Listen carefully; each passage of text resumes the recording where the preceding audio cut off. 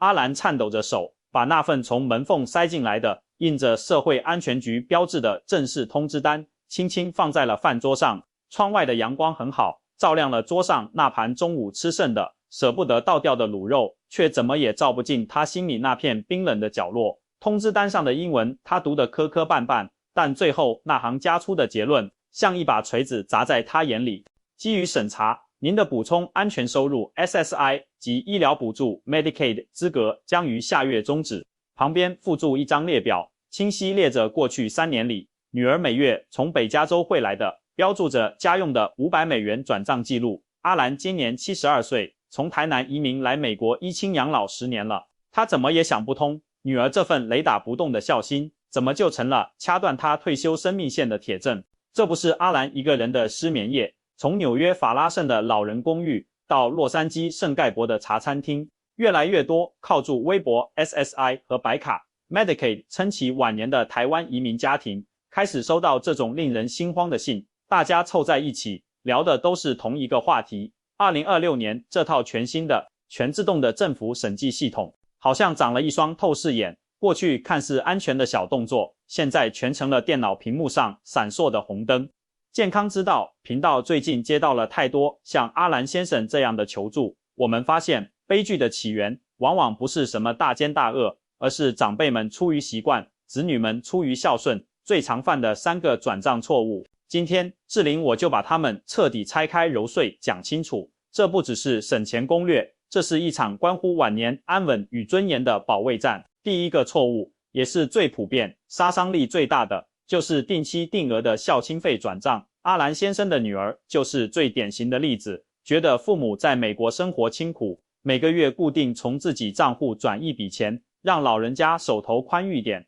买点好的吃，这在我们华人文化里是天经地义。但在2026年的社会安全局 AI 系统眼里，这完全是另一套逻辑。那个系统每分每秒都在扫描数百万个福利领取者的银行流水，它不认文化，只认规则。它看到你的账户每月固定时间从一个固定人名下收到一笔固定金额的钱，又没有对应的工资、劳务报酬这类备注，它的算法就会立刻标记这是一笔无劳务所得。一旦被标记，系统就会自动启动对你过去3到5年的资产追溯，英文叫 Look Back Period， 意思就是政府不光看你现在账户里有多少钱，它会像翻旧账一样回头去查你这几年所有的资金进出。阿兰先生连续收了3年钱，这在追溯期内就是铁证如山，他 SSI 的资格就是这么没的。很多人以为我不用银行转账，我取现金给总行吧，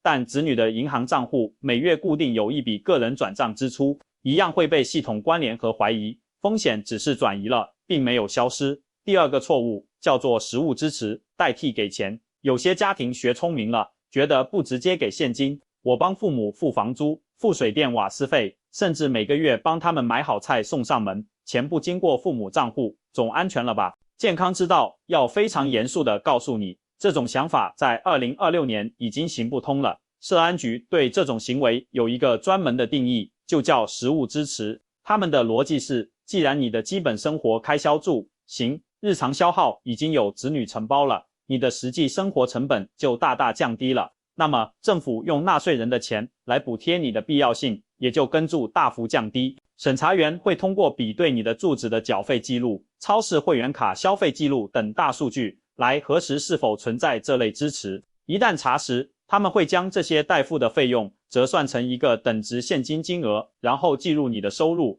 同样会导致福利被削减甚至取消。这就好比你跟政府说你没钱吃饭，但其实天天有人给你送免费大餐，政府怎么可能继续给你发食品券呢？第三个错误，最要命也最危险，就是资产转移或代持。这通常是长辈们在得知资产限额后，比如很多州现金资产不能超过$2000，情急之下想出的妙招。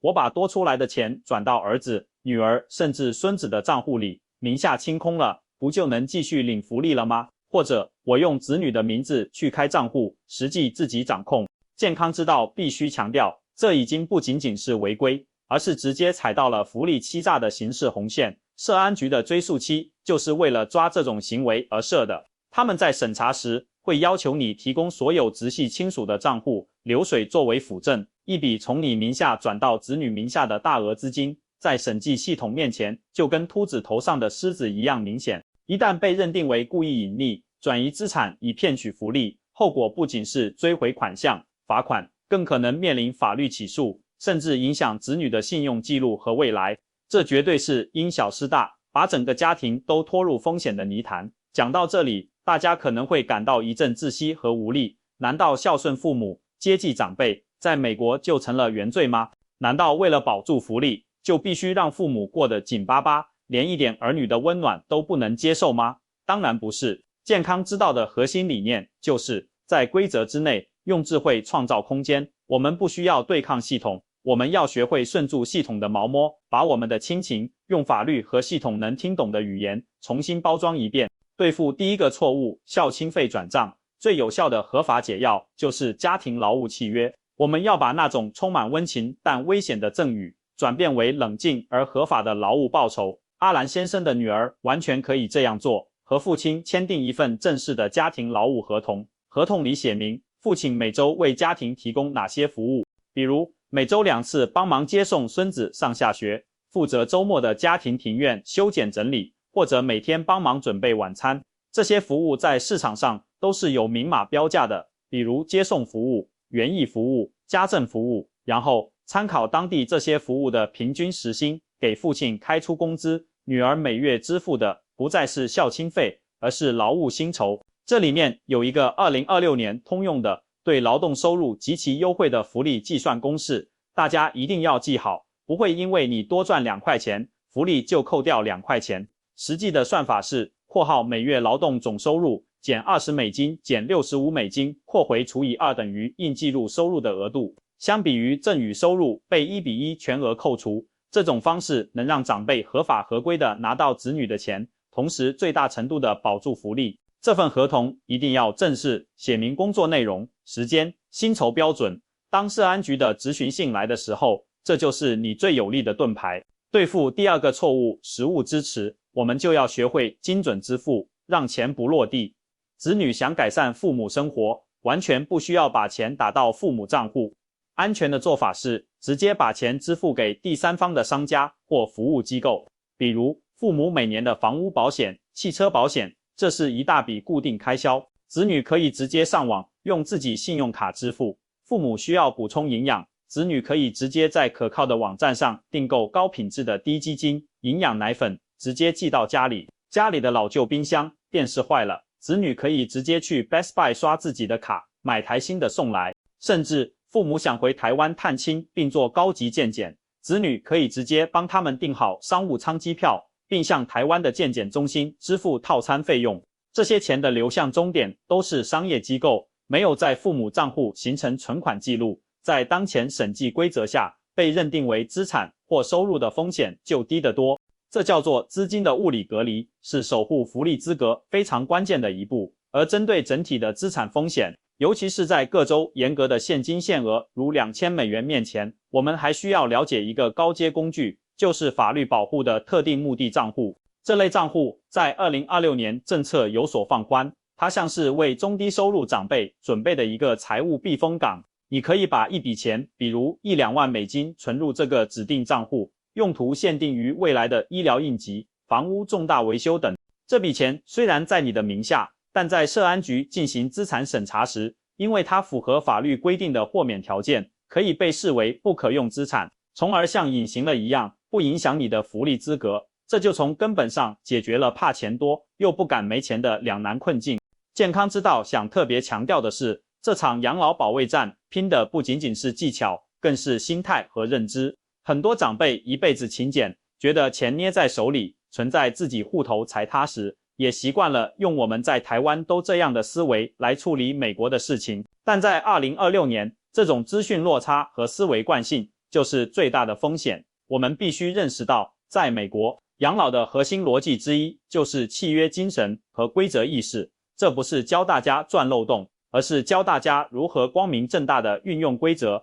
来守护我们最珍视的亲情与晚年尊严。当你收到社安局那封标注重要权益通知的质询信时，千万不要因为害怕而置之不理，或者胡乱回复。信上通常只给你10天左右的回复期，这时第一是冷静，第二是立即寻求专业法律或福利顾问的帮助。如果你手里已经有了一份规范的家庭劳务合同，有清晰的非现金支持记录，你就可以底气十足地向审计员说明情况。你的从容来自于事前的准备。阿兰先生的故事，最后在专业人士的指导下，通过补签家庭劳务合同提供详细说明，经历了一番波折，总算有惊无险地保住了大部分福利。但这个过程耗费的巨大心力，足以给我们所有人敲响警钟。他的教训告诉我们，千万不要挑战系统的审计能力，也千万不要抱有查不到我的侥幸心理。在人工智能和大数据时代，我们的每一笔消费，每一次转账，都在描绘一幅清晰的财务画像。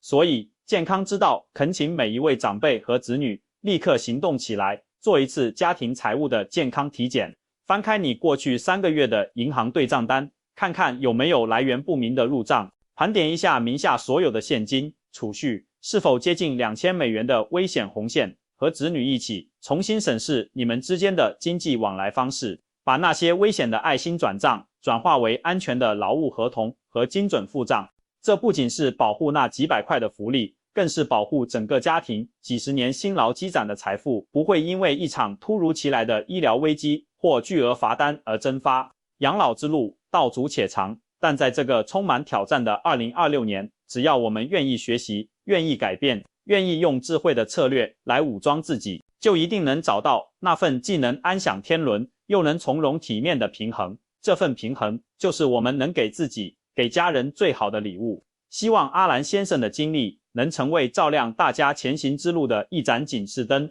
如果你在实际操作中遇到任何具体问题，或者有相关的经验教训，欢迎在健康之道的评论区留言分享，让我们这个华人社群能够抱团取暖，用集体的智慧，共同守护好我们在美国的晚年梦想。我们下期将会详细讲解如何撰写一份受法律认可的家庭劳务合同，请大家持续关注，我们不见不散。